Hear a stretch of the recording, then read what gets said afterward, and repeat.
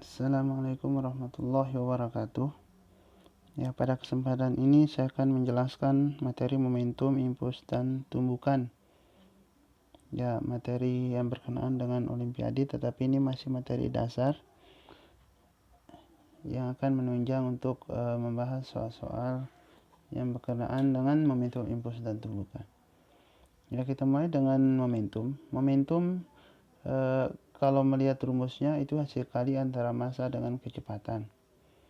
Tetapi momentum itu bahasa lainnya dalam kehidupan sehari-hari adalah kemampuan suatu benda untuk mendobrak.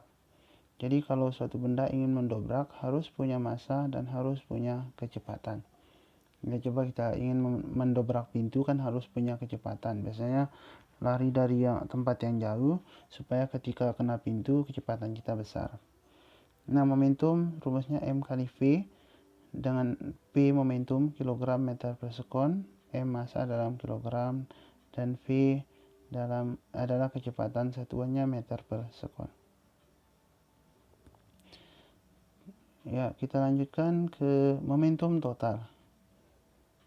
Ya, jadi momentum adalah besaran vektor. Jadi untuk menentukan momentum total jelas kita menggunakan aturan penjumlahan vektor, yaitu ditambah kalau searah, dikurangi kalau berlawanan, menggunakan Pitagoras kalau tegak lurus, dan menggunakan rumus kosinus kalau selain dari yang tiga itu. Nah, misalkan seperti ini. Nah, ya, jadi benda yang satu ke kanan dengan momentum P1 dan yang satunya ke kiri dengan momentum P2. Nah, momentum totalnya adalah P1 tambah P2 aja, secara vektor tetap ditambah, tapi secara nilai atau besarnya M1 P1 ditambah M2 kali min V2 atau min M2 V2 karena dia ke kiri. Tapi ketika searah tetap ditambah, yaitu M1 V1 ditambah M2 V2. Nah, kemudian kalau dia membentuk sudut tertentu, ya baik tegak lurus, kemudian ataupun tidak, maka kita gunakan rumus aturan kosinus.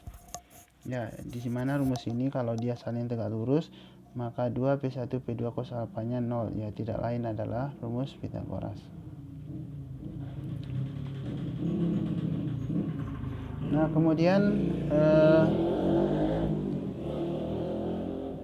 contoh soalnya, ini ada benda A bermassa 4 kg bergerak ke kanan dengan kecepatan 10 meter per sekon, dan benda B bermassa 2 kg ke kiri dengan kecepatan 20 meter per sekon.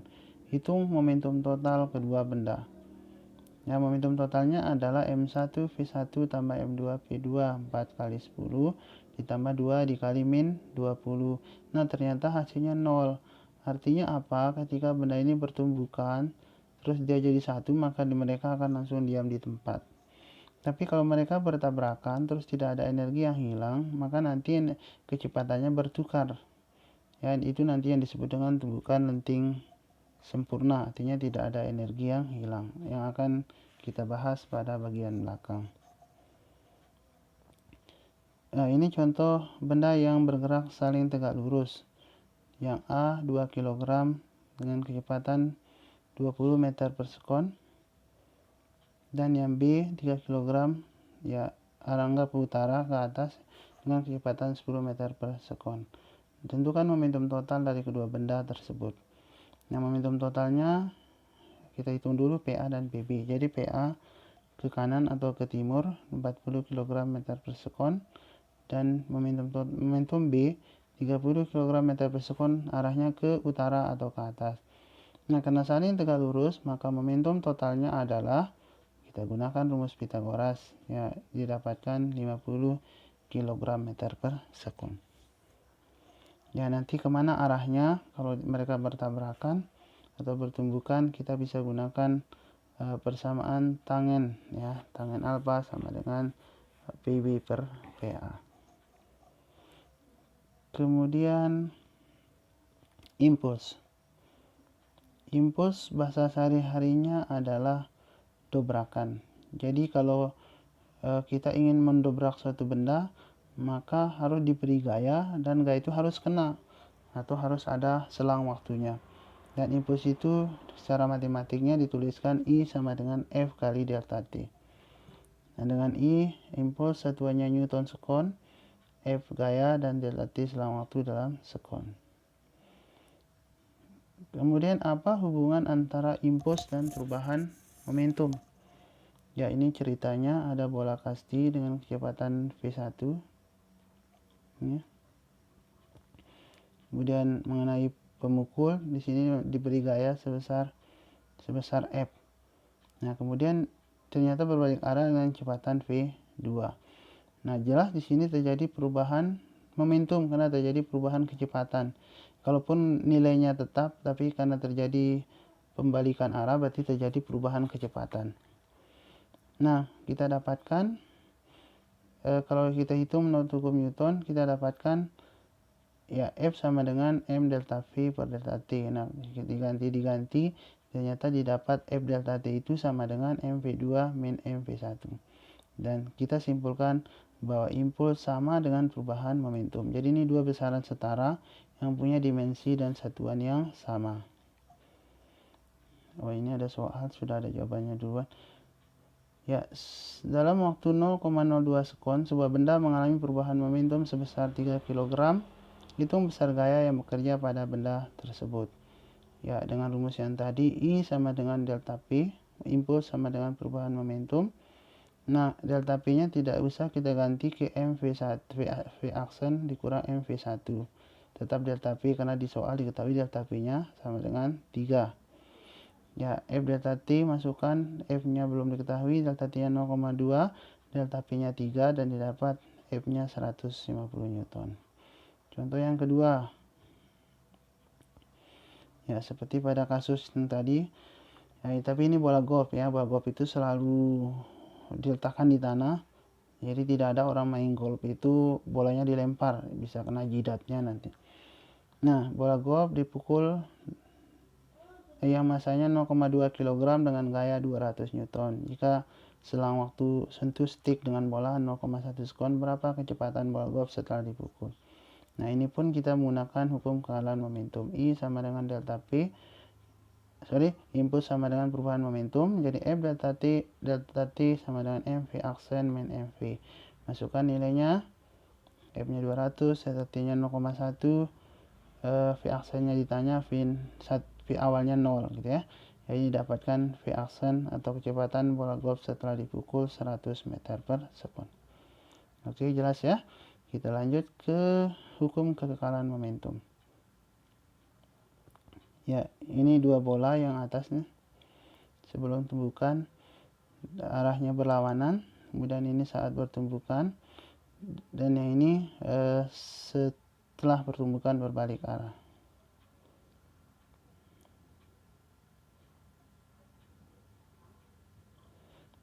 Kembalikan.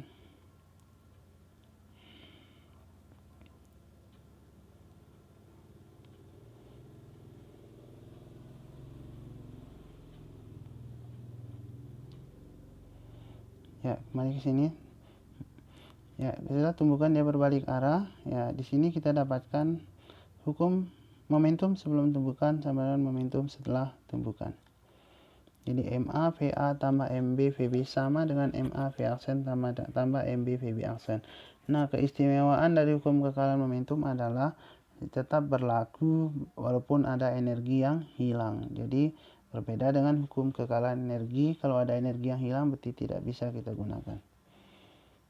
Ya, ini nanti bisa, itu bedanya antara hukum kekalahan momentum dengan hukum kekalahan energi.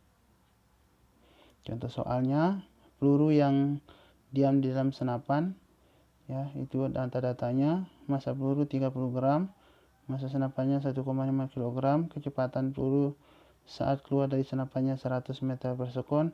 Berapa kecepatan senapan sesaat setelah peluru keluar dari senapan? Ya, ini kita gunakan hukum kekekalan momentum. M peluru, P peluru, M senapan, P senapan, jadi nilainya 0 karena awalnya diam. Sehingga momentum totalnya sama dengan 0. Maka setelah peluru keluar pun harus momentum totalnya 0. Gitu ya. Jadi 0 sama dengan 3 tambah 1,5 Vs aksen. Nah, Vs aksennya ini harus negatif supaya 3 tambah 1,5 Vs aksen nilainya 0. V phase aksennya dapatnya min 2 meter per sekon. Artinya saat peluru keluar dengan kecepatan 100 meter per sekon, itu senapannya terdorong ke belakang dengan kecepatan 2 meter per sekon. Contoh yang kedua, ini meriam Belanda, bukan meriam Belina tapi meriam Belanda, yang diisi dengan peluru 3 kg, massa meriam dengan mobilnya 2000 kg. Hitunglah kecepatan meriam dan mobilnya saat pelurunya keluar. Nah, ini pun kita analisa dengan hukum kealaan momentum. Seperti itu. Ya, massa peluru 3 kg, kecepatan awalnya 0 karena dia diam di dalam meriam. Massa meriamnya 2000 dan mobilnya dan kecepatannya juga 0. Jadi momentum total sebelum pelurunya keluar itu sama dengan 0, maka momentum total setelah pun harus 0. Berarti V meriam aksennya atau kecepatan meriam sesaat setelah keluar harus negatif, atau dengan kata lain nanti arahnya ke belakang.